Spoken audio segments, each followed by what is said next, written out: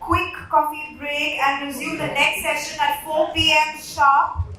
Please do visit the exhibition area.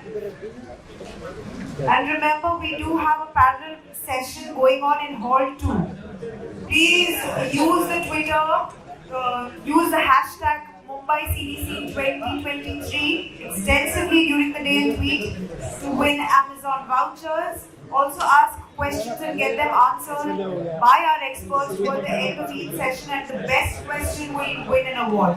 Please don't forget to take part in the raffle happening today. You still have time. All you have to do is drop your business card at the registration desk, and we will have a lucky draw at the end of today. The winner shall get a 9th generation Apple iPad.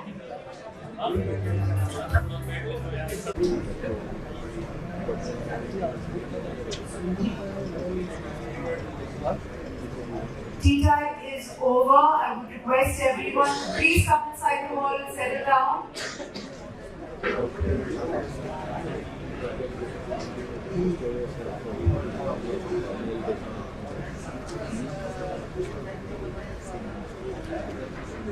Alright, welcome back. After a quick refreshment, it's time for our next panel of the day, Building a Resilient Supply Chain. On the moderator seat, we have with us Mr. Manu Sharma, CFO by Datacenter.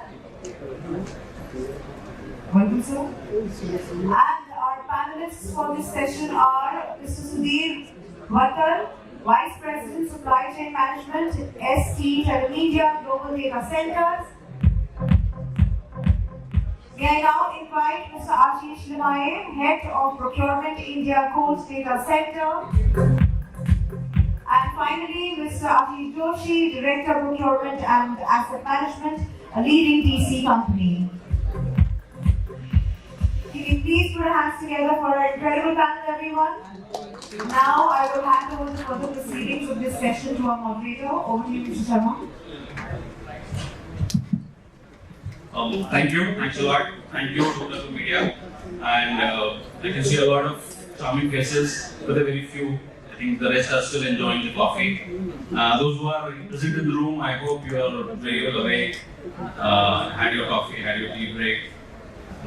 We can, in the meantime, as we are waiting for the others to fill in, we'll spend some time introducing ourselves. My name is Manu. I am a chartered accountant by profession, currently associated with Pi Datacenters. Pi Datacenters is a data center and cloud service provider based out of Hyderabad. We have our flagship data center in Amravati, Vijayawada. We serve young and blooming enterprises in their baby steps towards embracing cloud. And at the same time, we provide sophisticated and strategic solutions, cloud and co-location, to set organized for their transformation journey. That's about me. Now I would request my fellow panelists to introduce themselves. Hello everyone. My name is Sudhir Wattal, and I am Vice President and Head of Supply Chain for ST Telemedia Global Datacenters. We have currently almost 21 operational data centers with 200 plus megawatt of operational capacity as of now, and we continue to build the data centers what we have been actually looking at. That's about me. Yeah, so myself Ashish Limaye, I head the procurement for Colt Datacenters. So Colt is basically a European data center manufacturer, co-location provider, and we have been setting up the shop in India for the first time, and we just began the things in 2018, starting from land acquisition and all those things, and we have just set up the shop, and a few data center floors have gone live, and we are in the process of ordering the next ones. So, being a British multinational and primarily set up having mostly the European countries, we have a very stringent code of conduct as well as very much compliances that are required to be adhered to. So, with that setup in mind, we have come to India to set up the shop, looking at the way things are here and the kind of growth that we see there. And certainly we look forward to getting more and more into this going forward. I am myself Ashish Joshi. I am from ST Global Datacenters in India. I am As you know, NTT is one of the leading data center provider in India as well as globally. Thank you. Thank you, gentlemen. A warm welcome to all my fellow participants. They have very rich experience in procurement. That's the theme of the session. Since morning, we have heard a lot of speakers from the industry, stalwarts, from the government as well. Everybody's talked about data centers, technology. So one thing which is very clear is that the industry is going to blossom. There is no dearth of business.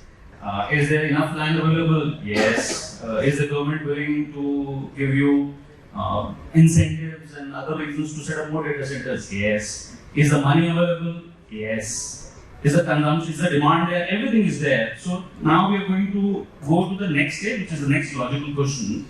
That is the supply chain ready to cater to the demand or to cater to the growth in the data center industry that we are expecting in the coming years? So what we see outside those booths are all people in the supply chain who are here to listen to industry experts so that they can prepare themselves for what is coming in the next 5-10 years. So with that in mind, what we need to understand today is the session would be towards what is a robust supply chain, a resilient supply chain. What are the challenges that we are facing in that supply chain? And then we'll try to spend some time to discuss what is a probable solution. We would like to have this session a very interactive session. Please feel free to interrupt. Especially that part of the audience, very few questions have come from that side of the audience. There are gifts being distributed for the best questions. Don't leave this room with any doubts. Now, to kick off the session, let me come to you, Sudhir.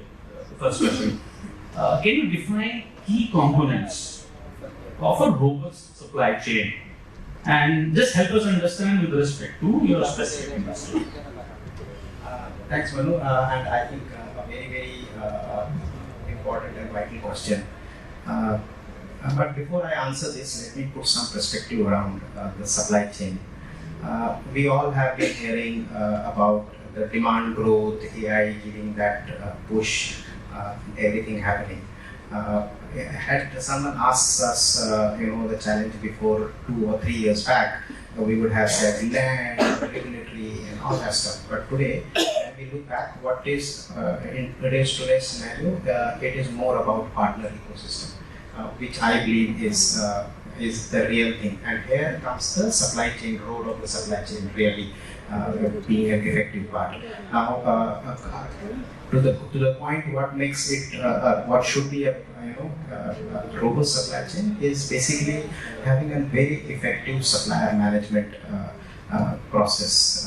I also believe that the effective inventory management, the logistics, a very robust logistics mechanism also plays a part in being robust. Apart from this, the technological adoption in the supply chain, we have seen that technology that we have been adopting over the period of time has made a very important role in that. So overall, I think these things put together needs to have to make you a very robust supply chain. Now, coming to the context of a data center, when we talk about, and data center is all about uptime. And hence the focus towards the reliable product, the ease of maintenance, the energy efficiency. So all these factors also play when you are actually looking at the supplier management and all that stuff. These also plays an important role of having to be baked into a supply chain process. Perfect. Thank you. So you mentioned about the supplier selection, supplier ecosystem, everything, and how a robust supply chain should be. Now let me ask Ashish Limaye. So what do you think? Is the supply chain evolved and matured to the expectations, or there are still some gaps? If there are gaps, how have you tried to fill those gaps? So the way supply chain, just to compare between what is there as a generic supply chain vis-a-vis what is data center. So we primarily are not like a supply chain which is required for retail or those kind of things where it's a continuous goods are being supplied and things like it. However, we are a supply chain where primarily it's revolving around mainly the long lead equipments as the important ones, and then followed by the work packages, which have got their own longer lead time items as well as the works to be carried out. So, looking at all that, our supply chain is quite opaque as compared to what probably you could see with other industries, that their supply chain, like automotive industry, you would find a very transparent supply chain. Our industry, it's opaque supply chain. So we have to work with the partner ecosystem day in, day out to get the supplies on time and keep expediting, including some airlifting things, or say whatever way, or even deploying our own people at their factory to get the equipments privatized or the production privatized. So that's the way. So it's still, I won't say it's quite evolved because of the nature of the industry, and it's still in the process of getting up there. So you think there are certain areas where the gaps are still there? Yes. I'm sure there are people in the audience who come from that supply chain, supply management. Any feedback for them? Anything you would want to put them as your expectation for them to be ready? Or you think that they are already taking those steps, they're already on that path, it's just a matter of time to catch up? Okay, so as far as, so primarily the crux of the matter lies in the day-to-day thing, when the project actually rolls out and the delivery is. So that's the crucial moment at which point we need to work, both the partner ecosystem and us need to work together to get up to speed and get the equipment or the parts delivered.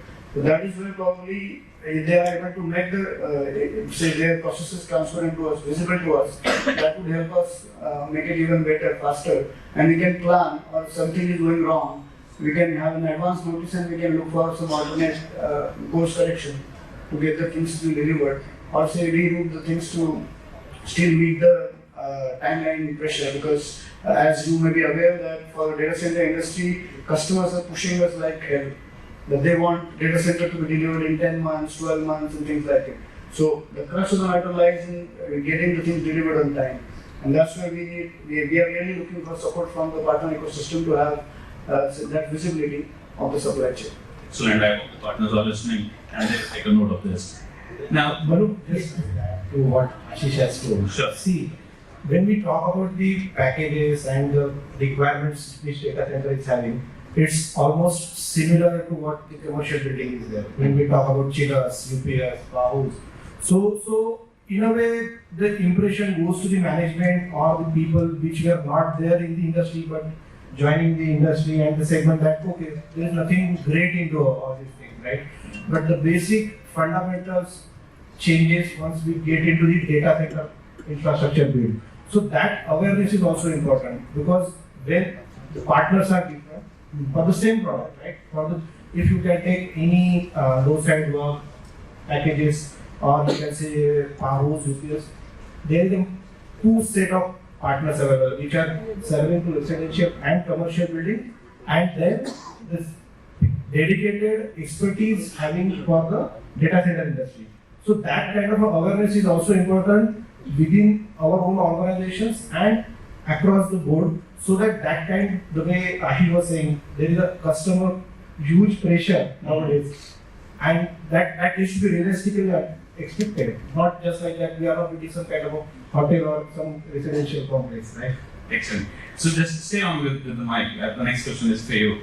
I want you to help us understand that is supplier diversification or broadening the base of the suppliers or collaboration with the suppliers. How have these worked as a strategy for you to improve the supply chain? Do you think that bringing them on board in a much wider scale, collaborating with them, is that the solution? See, when we look at the journey from us, when this market actually start recognized by the industry saying that data center is a market, okay? Initial days when I started working in the data center organization, that time there was not a recognition to this industry saying that this is a separate industry than ITITS, this is a separate industry than commercial complex building, right? That time everybody used to think that okay, it's a subset of the existing ITITS infrastructure building. So supply, coming back to the question here, supply diversification is a pivotal challenge to a supply chain experts which are working in the data center industry as on today. Because today's options are very limited, okay? And the products which are being expected by the customer are totally a customized product. They are bringing the technologies and the specification which was never been used within the India or this kind of geography. Even in case of, I will not use India as only a geography constraint, but even in Asia Pacific, those technologies were never used. These were used in European and US markets, and now they are trying to replicate those models within the India. So, with the current supplier base which we are having and the partner ecosystem which we have been there, we are working. It's really challenging day by day. Unless and until we diversify, and everybody has to accept that diversification is the need of hour. It's not that we are not trusting the existing partner, but on the same day they have to understand that it's what being expected by the customer and end customer of their customers. True, true. So the rate of change is even faster. Suppliers have to evolve and mature and stay on with the same speed and keep on spending on R&D and development and coming up with more innovative products. Excellent. So now this next question is for open for anybody of you can just jump in there. Especially post-COVID, you know, we all saw what happened during COVID. We might have recovered, but I think the supply chain is still not that the way it was pre-COVID. We're still trying to find our footing there. Is automation or is cloud presence or cloud computing is something which is embraced by the suppliers in our ecosystem for data centers? Do you think that is at an adequate level or still there is some scope for improvement? Or it is something that we should not be even looking at? Like cloud computing is not something which will help to solve us our problem. Anyone of you? Yes, so, see, when we talk about data center, as we know, everybody is so senior here. Again, we have veterans sitting in the audience. We have to distinguish and we have to understand, saying that there are two types of supplier base. One is IT, non-IT. Now, predominantly, we are talking in this panel is non-IT infrastructure. In non-IT also, there are two parts. One is equipment supplier ecosystem, and then the people who are doing the labor-intensive low-side work, where there is a 60-40 component, 60% maybe the labor, and then 40% will be the software. So in that case, the digitization adoption at the equipment OEMs is much higher. Penetration is much higher. The awareness, the knowledge is available at the equipment supplier partner ecosystem. However, on the low side, I think still there is improvement. Still there is scope to adoption, and that's what.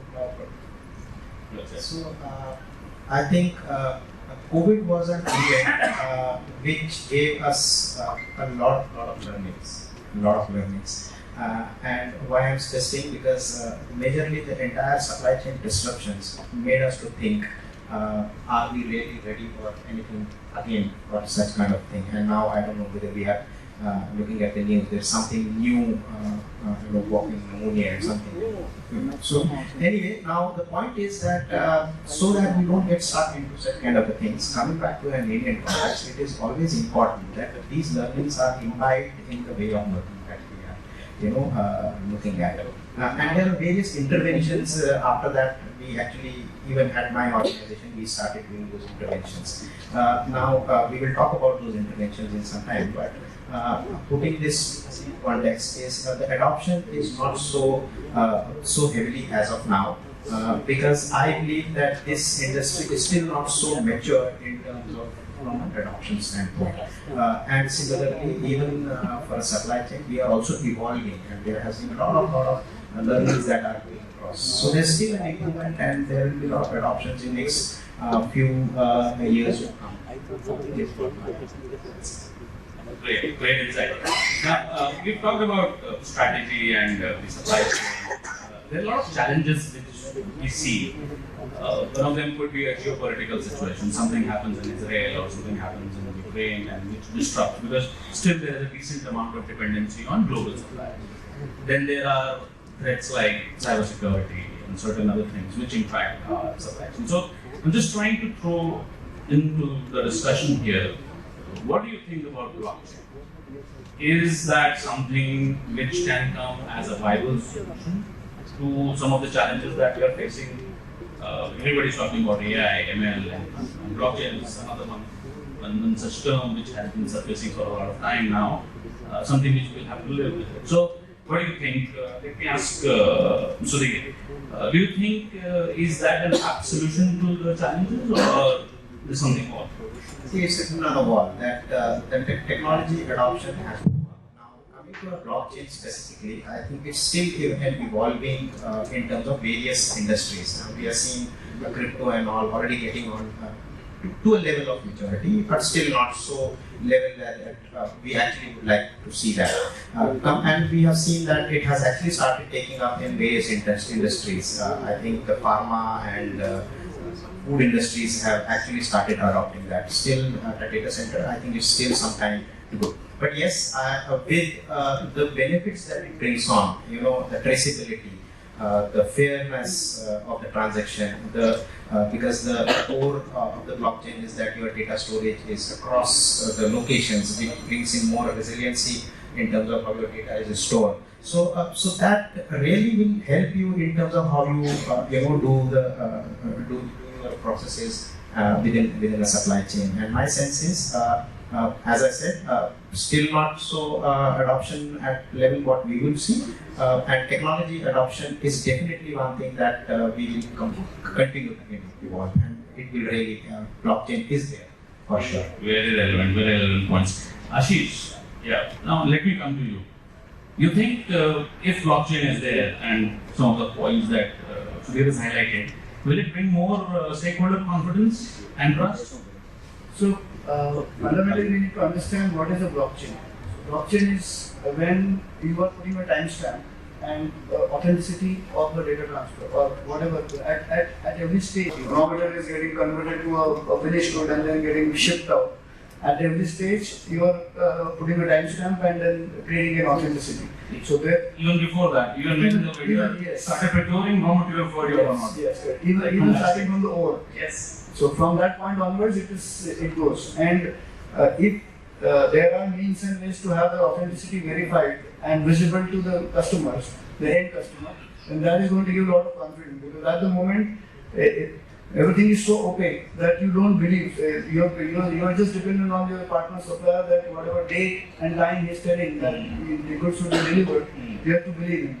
While as the blockchain can give you that visibility provided, the partner ecosystem is ready to open up their ERPs and MRPs to us to have visibility whereby we can look at their blockchain. So then all that maturity is yet to evolve.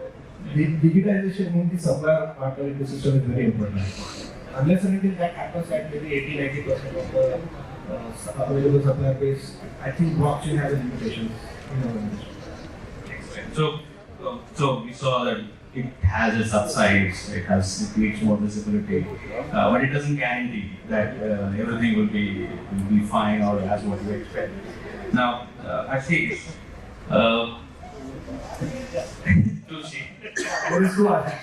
so sorry for the confusion. We have Ashish Limaye and Ashish Joshi for Ashish. So Ashish Joshi, this question is for you. So when we say blockchain, again, we have talked about sustainability in all the sessions this morning, and it will be very unfair on our part if we don't talk about sustainability. We have heard that data centers are very energy intensive, it's a very industry. Again, if you put blockchain on top of it, it's going to be even more energy intensive. So, what are your thoughts on that? See, I think we will just talk about the sustainability and about the blockchain, honestly, because the penetration of blockchain within the procurement fraternity is very limited. Other than the manufacturing, where it's absolutely matured supply chain processes, and then I can take example of pharma. I don't think other than these two industries, there is supply chain has reached what we can say 99.99% SLA, right? So other than that, all other industries procurement is at maybe at 60% or 70% maturing stage. But sustainability, as since morning I have also been going through the sessions which are happening. Sustainability is the next big thing for the data centers and has to be implemented. We have to take our partner ecosystems on board to ensure that whatever we have been pledging, right, all global data centers and within the data centers which have been growing within the India has been pledging certain carbon neutral dates, certain carbon neutral targets. Without we are taking on board the partner ecosystems and then taking their suggestions in our own day-to-day designs which we have been suggesting to our customers. It's really going to be challenging to ensure we are meeting our targets. And we are not only talking about theory, and we are trying to implement. I think we all know there is a global conference going in Dubai as on today and tomorrow. So we all are looking forward to that. What kind of because it's sustainability comes at cost, right? So and we have been sitting as procurement professionals, which always under pressure to bring down the cost, right? So it's like a what we can say catch-22 situation for the procurement professional working in data center industry to convince to the management and to the end customers that if we are trying to take a pledge to go for carbon neutral by so and so day, then there has to be some upside to the cost. It can't be that you keep on talking on that cost has to be reduced and then we say, no, I want to go so and so by carbon neutral, I want my product to be ESG compliant. That's not going to happen. I think I would completely understand being a finance professional, how it resonates and what the impact on cost it has. If you ask me, do I love ESG? Do I like ESG? The blunt answer is no, I don't, because it takes away certain data points from my EBITDA, the valuation goes down, but still I have to live with it. That's my thought process. But then again, it brings me to an open question. Again, it's open for any of you to pick it up. Blockchain will come at a huge cost. It is very expensive. It's not only expensive, the regulations around it is still evolving around the world. We're talking about a situation where the control environment or the compliance environment around blockchain is still not settled. So are we ready for it or we should wait for some more time? So my belief is that blockchain will replace the ERPs or the MRPs of the partner ecosystem whenever they come in. So effectively, regulations don't stop. Regulations don't have much role to play there. Rather, because you can't say something that whose data is authentic. That is something that cannot be regulated. That is something trust between the two parties, whether the blockchain data is authentic or not. So still, I would say that looking at the cost and the other implications, instead of blockchain, if the partner ecosystem ERP start talking to us or say they are visible to us, that will solve a lot of comfort or will evolve, over the time. And that is going to give a lot of comfort. More transparency, more information sharing. Okay. All right. I think we have enough time left to take up some questions from the audience. By the way, please remember that there are goodies and freebies being given for the best question. Don't hesitate to ask questions. Don't leave this room without doubt. Yes, Manu. Can somebody just 1 second after her? Yeah. Can somebody give mic to her?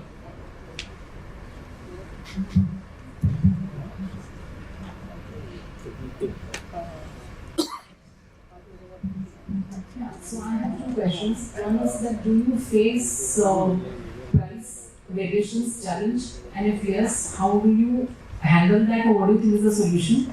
And number two is how do you maintain a balance between cost and the quality?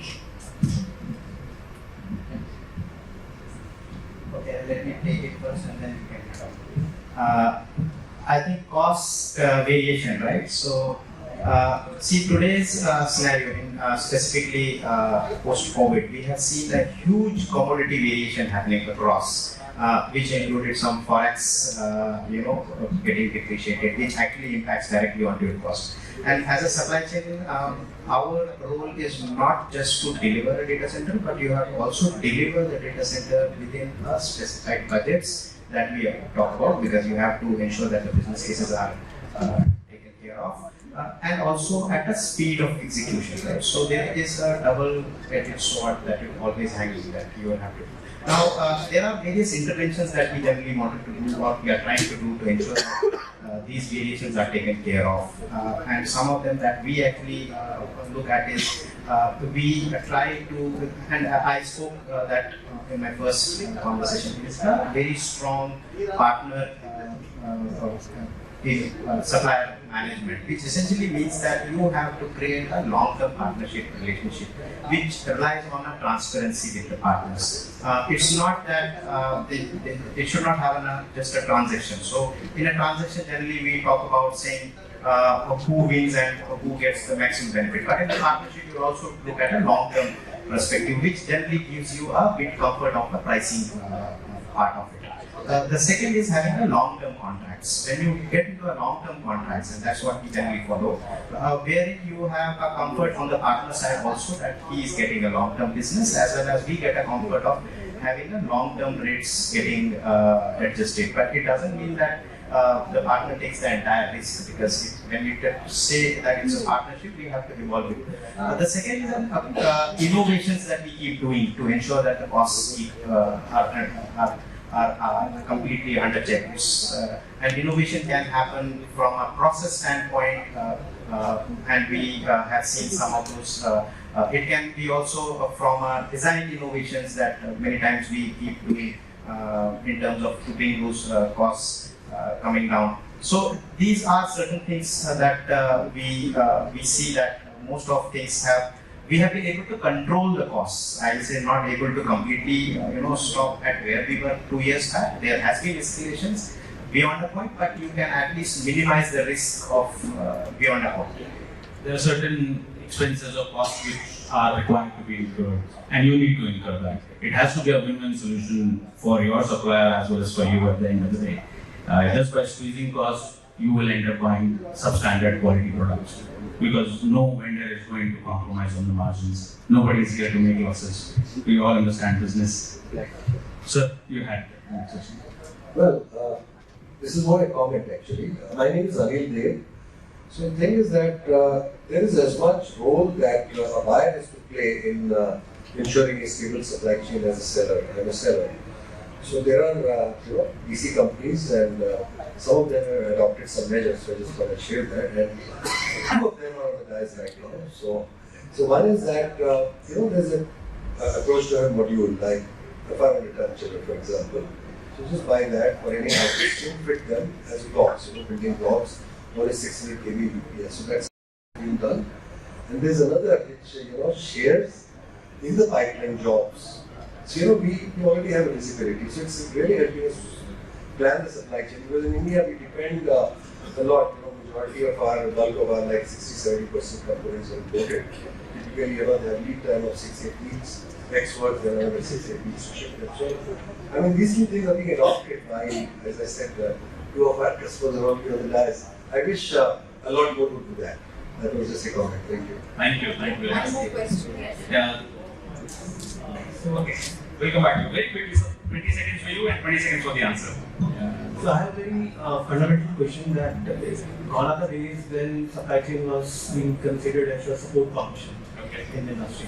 So I would just like to understand, or if there are some highlights with the panelists can tell us how they have actually changed this so-called thought of being a support function, and now it is more of an enabler function. So just want to get their views on that. The first 5 seconds I will take it. Right. It's no longer a support function. It is not even a cost center.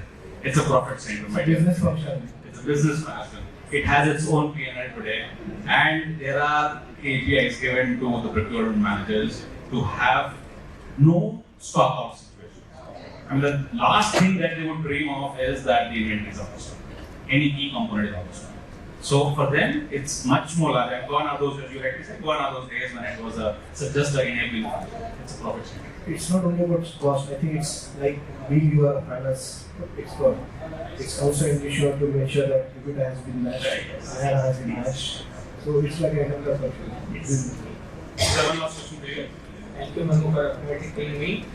I wanted to ask, is the industry now, since we are talking about resilient supply chain and the COVID shock that you all had, does the procurement fraternity in this industry look at choosing a supplier from a business continuity management perspective also? Do we look at auditing the supplier on those aspects also, or do we still look at only cost and delivery perspectives?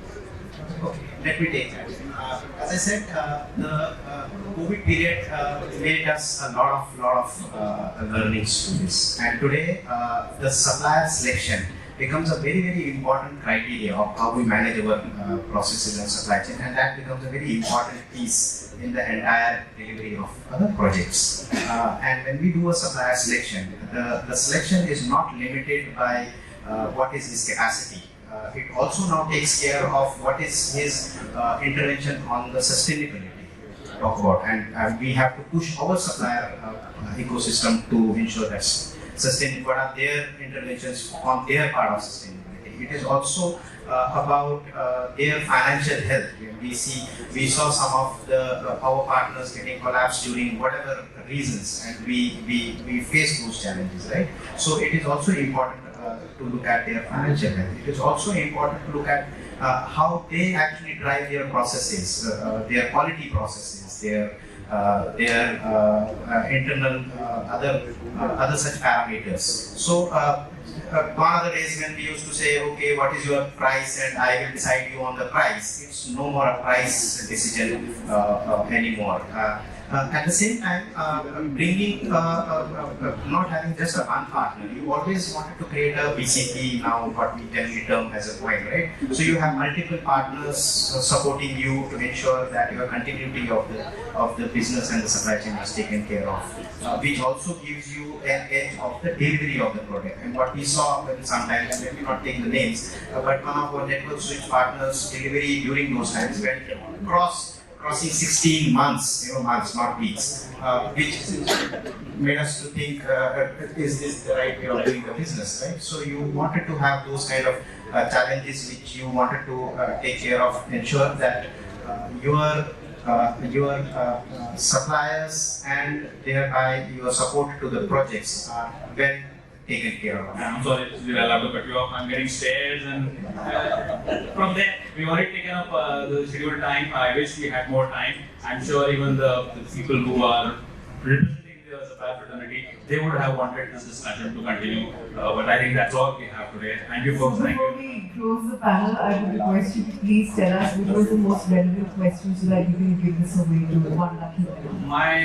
I think this gentleman we brought out on the supplier PCP. So I would request you to please come up on stage and accept this.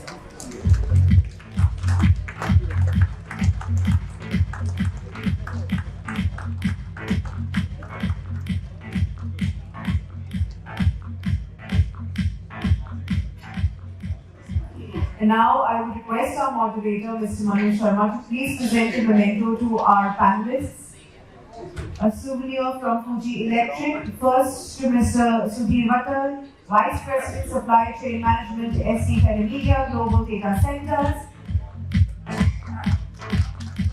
Next to Mr. Ashish, Limaye, Head of Procurement, India, Colt Datacenter.